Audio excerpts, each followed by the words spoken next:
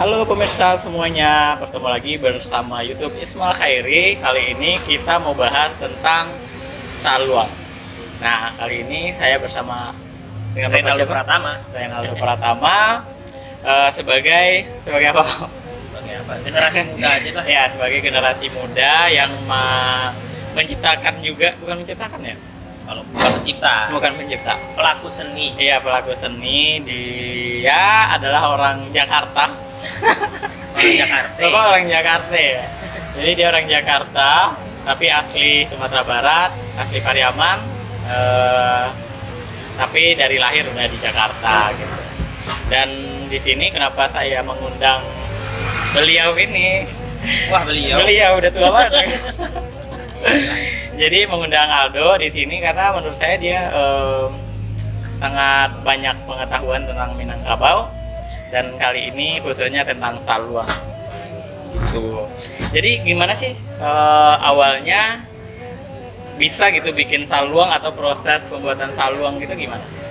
Kalau bicara untuk pribadi saya, saluang itu sebetulnya udah lama ya, gitu istilahnya saya pelajari atau tekuni mungkin dari umur 5-6 tahun. 5-6 tahun. Nah, tapi belum fokus mempelajari secara detail apa itu saluang, apa itu kesenian tradisi Minang. Oke. Kalau untuk pandai membuat atau bisa memainkan secara benar itu ya seiring jalan lah. Gitu. Bagus. Lalu nih gimana nih, kan ada saluang nih. Jadi gimana proses pembuatan saluang ini gimana sih? Kalau saluang itu, kalau proses pembuatannya bahan dasarnya material bambu ya. Iya. Kalau bicara saluang pasti materialnya bambu.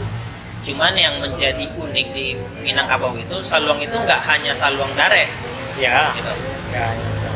Di situ ada saluang pauh, ada saluang sirompa, ada sampelong, ada saluang dare, dan banyak ada jenis-jenis yang pupui beranak, pupui lundi, pupui sarunai, pansi, gitu kan. Itu banyak lah, itu satu hari pun ini kita bahas kayaknya nggak selesai ya. deh.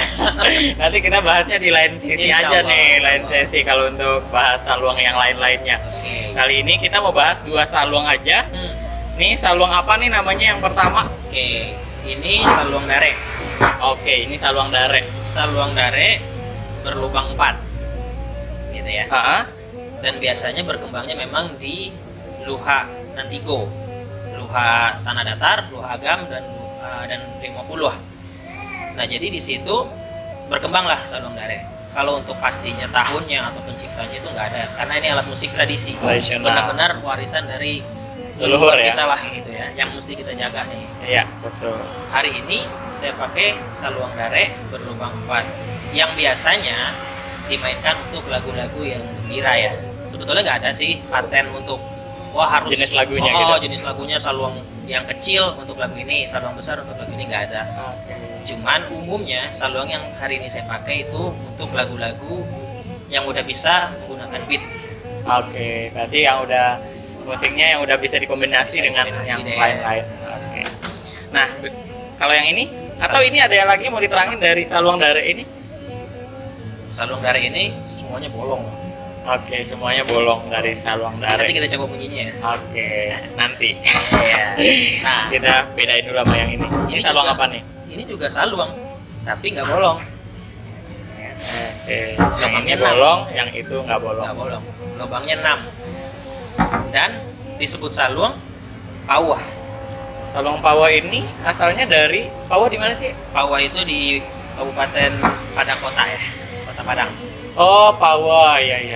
Nah, cuman ini itu banyak juga ya karena perkembangan secara tutur ya, tutur dari orang-orang tua itu ada yang disebut bersumber dari Solo dengan sebutan ya khusus lah tersendiri, ada saluang sumbe segala macam. Iya. Serupa tapi nggak sama gitu. Oke. Berarti banyak lagi nih jenis-jenis banyak. ini. Oke. Dan ini ada di bupatnya apa namanya? Ini suai. Suai. Ini Itu namanya suai. lubang untuk menghasilkan suara. Suai. Oh, karena di sini dia nggak bolong, guys. Di sini dia nggak bolong. Ininya juga nggak Mungkin bolong. kalau yang familiar sama kita itu hampir serupa juga sama bansi. Oh, berarti ini mirip sama bansi. Bansi. Kalau bansi kecil kan? Nggak bisa dibilang kecil juga karena tergantung orangnya membuat gitu. Karena semakin besar biasanya tergantung bambunya. Tergantung orang yang membuat nadanya apa gitu kan. Oh gitu. Kalau cuman secara bentuk pasti yang berbeda itu adalah lubang. Saat kita bicara bansi ada lubang satu di belakangnya. Tapi kalau saluang pawah nggak ada. Oh, oke. Nggak ada. Itu yang beda mendasar ya. Kalau cara bentuk kan kita lihat seperti ini akan sama. Akan sama aja, karena dia di belakangnya yang membedakan itu di belakangnya. Di belakangnya ada lubang lagi. Kalau yang bansi, kalau saluang pawo itu nggak ada lubang di belakangnya. Iya, itu dasar banget gitu membedakannya. Oke. Terus untuk memainkannya sendiri, ini berarti nggak boleh dong asal-asalan. Apapun itu kan apa yang kita lakukan nggak boleh asal-asalan. Iya. Nah jadi kan kalau saya nih nggak bisa nih mainin ini. Gimana kalau kita coba dulu Aldo mainin yang saluang dare. Oh ya, saluang dare dulu. Oke. Hari ini saya coba main saluang dare lengkap dari mulai antaran atau imbauan sampai isi dan penutup. Dendang yang mau saya bawakan yaitu Barabah Mandi. Itu dipopulerkan oleh almarhumah Samsimar di era-era tahun 70-an. Oke. Mungkin anak muda pada nggak tahu ya. Makanya kenapa saya pengen ke YouTube ini dibikin dengan Aldo, karena kita sebagai anak muda yang sekarang banyak nggak tahu tentang budaya Minangkabau itu sendiri gitu loh. Jadi saya pengen, ya jadi saya belajar dari Aldo. Aldo mungkin udah belajar dari orang-orang sebelumnya, guru-gurunya gitu ya. Dan hari ini kita undang Aldo ke sini buat menyampaikan kepada kita semua supaya kita mengetahui tentang budaya-budaya Minangkabau. Oke, boleh dimainkan Aldo? Saya coba dari mulai imbauan sampai penutup. Oke.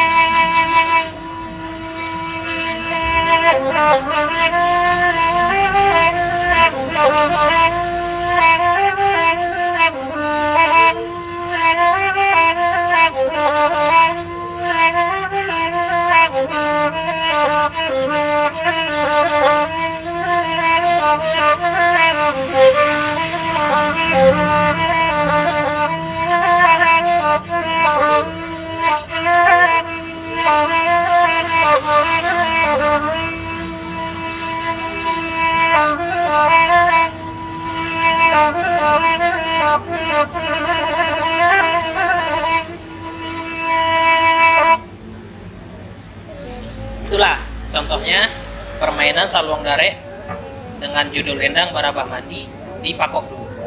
Barabah Mandi di Pakok Duo. Oke, ini tadi kayak unik gitu loh maininnya. Itu unik. Saya biasanya saya dengar, karena kan saya nggak tahu persis gitu ya, nggak tahu persis. Yang saya dengar itu biasanya yang biasa-biasa aja gitu loh. Jadi penekanan nadanya itu nggak seperti tadi. Itu kenapa? Bisa kita menggunakan saluang ini secara benar, ya memang kita harus tahu juga dendang yang kita bawakan sebagai dendang apa. Dendang ratok kah, dendang gembira kah gitu.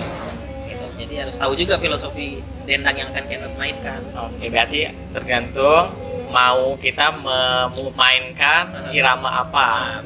Iramanya sedih, berarti nanti penekanannya gimana. Kalau misalnya gembira gimana. Tapi ini tadi buat itu lagu gembira, para pamadi. Ya, cukup senang lah. Gembira. Terus ada satu lagi Saluang Pawah. Nah, ini Boleh dimainkan? coba Bang Ismail penasaran? Oke, saya cukup penasaran soalnya. Soalnya dua bentuk yang berbeda gitu. Namanya saluang juga. Namanya saluang juga gitu. Dan kenapa mereka berbeda? Jadi saya nggak tahu nih gitu. Jadi kita cari tahu dari Aldo. Pawai ini lubangnya 6, jadi mungkin warna suaranya juga akan berbeda dengan saluang dare, dan interval nadanya juga lebih bervariasi. Oke. Kita coba ya.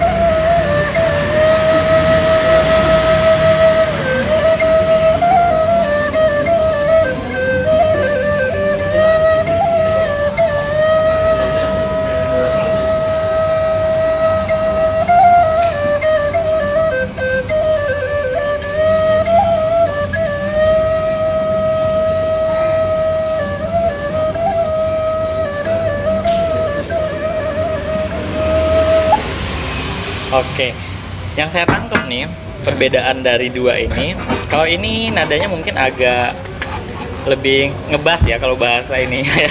Jadi kalau ini lebih melengking gitu nggak sih? Yeah. Satu memang karena ukurannya kan. Yang kedua lagi interval nadanya kan 6.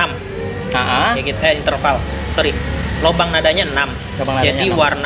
warna suaranya juga berbeda gitu ya kan. Itu dari segi fisik bentuknya aja udah berbeda. Suainya pun kan berbeda. Suai itu? Suai ini adalah bagian untuk menghasilkan suara. Kalau di saluang ini suai ini benar murni dari suara yang dibelah atau dipecah dengan bagian si membran saluang ini sendiri gitu, bagian titik saluang gitu ya. Tapi kalau si saluang pauh dipecah ini harus melalui dari sumbatan kayu yang terletak di belakang bambunya gitu loh. Itu dari segi bentuk berbeda, dari segi bentuk lubang pun juga berbeda, banyaknya lubang pun berbeda. Karena semakin banyak lubang biasanya akan bisa menghasilkan nada tinggi. Iya. Gitu. Karena ini nadanya lebih tinggi, benar. Jadi variasinya lebih banyak gitu. Oke. Terus untuk perbedaannya kan kita udah mendengarkan dari Aldo. Jadi udah cukup tahu ya teman-teman semuanya. Sekarang kalau misalnya teman-teman yang nonton YouTube ini, jadi nanti bisa cari tahu lagi ke YouTube channelnya Aldo. Nanti ada di Reynaldo Pratama. Di sana nanti akan diupload juga tentang budaya Minangkabau. Tapi sejauh ini Aldo udah mengupload apa aja sih di YouTube? Sementara ini ya dari yang saya upload itu udah bermacam-macam karya fisik ya, rilisan fisik dari kaset analog dari tahun 60-an sampai baru 70-an deh gitu. Belum yang muda-muda saya belum upload gitu. Berarti sebagai re-upload berarti. Apa sih namanya untuk sebetulnya gitu? Untuk memperdengarkan ya. Untuk memperdengarkan musik-musik lama ke kalangan-kalangan milenial yang ada. Ternyata sekarang. Minang itu udah pernah berkembang gitu loh. Ternyata Minang itu udah dari lama itu udah macam-macam gitu. Udah ada musik kaset, udah dari zaman baheula gitu bahasanya ya. Jadi kalau misalnya yang mau dengarkan lagu-lagu lama yang lawas-lawas gitu lah bisa didengarkan di YouTube channelnya Aldo. Kalau hari ini sih masih beberapa. Jadi mudah-mudahan kita bisa terus melestarikan, mengembangkan seni tradisional khususnya Minangkabau. Iya. Sih. Kenapa sih? Ini kita agak sedikit melenceng ya dari Saluang. Kenapa sih mau bikin apa sih tentang Minangkabau gitu? Kan lu anak Jakarta banget gitu lah. Kenapa? Sekarang gini deh Bang Ismail ya. Bang Ismail orang Minang juga gitu kan? Iya, saya orang Minang juga. Sekarang dari yang Bang Ismail tahu, kesenian Minang atau nih Saluang deh yang kita bawa nih, kita balikin lagi ke topik kita. Saluang yang Bang Ismail tahu, Saluang apa? Saya nggak tahu malah, sama kan? Sekali saya nggak tahu gitu. Kalau kita nggak, hari ini kita pun nggak tahu, semakin kesana gitu ya kan, semakin banyak tahun, semakin banyak juga generasi kita, terus kalau nggak tahu, nanti kita akan belajar ke siapa? Iya, benar sekali. Gitu. Jadi nanti daripada kita belajar ke orang-orang yang nggak tahu, mending dicari tahu sekarang gitu. Jadi masih ada referensi-referensi yang mungkin orang 60-an masih hidup di zaman ini, yang di kala itu udah berkarya, kita bisa belajar dari mereka gitu ya. Gitu. Dan kita bisa melestarikan adat budaya kita Minangkabau ke depannya nanti. Semoga Minangkabau lebih dikenal oleh masyarakat luas. Amin. Ya. Iya, katanya tadi ada kado nih buat saya. Kado atau surprise ya.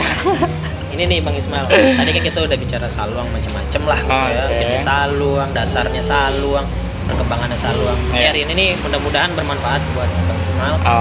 Ada Saluang nih, Saluang Dare. Ini Saluang Dare dikasih ke saya, pemirsa. Kita coba buka. Buka ya.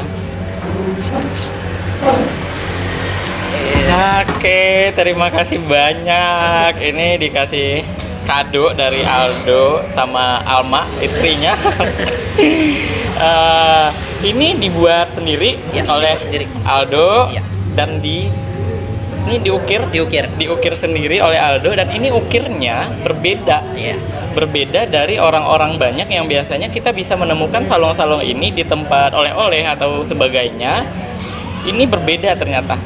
Yang saya tahu ngukir ini tuh pakai grafir atau pakai solder, tapi ternyata Aldo membuat ini tidak menggunakan dua-dua itu, tapi dia mengukir dengan batok kelapa yang dipanaskan, lalu nanti ditiup arangnya ditiup, baru diukirkan ke sini, mengakibatkan suhu panas nyampe ke sini, gitu ya. Betul.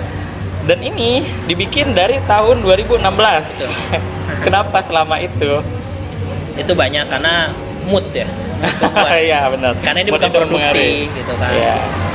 Dia tidak memproduksi massal untuk ini.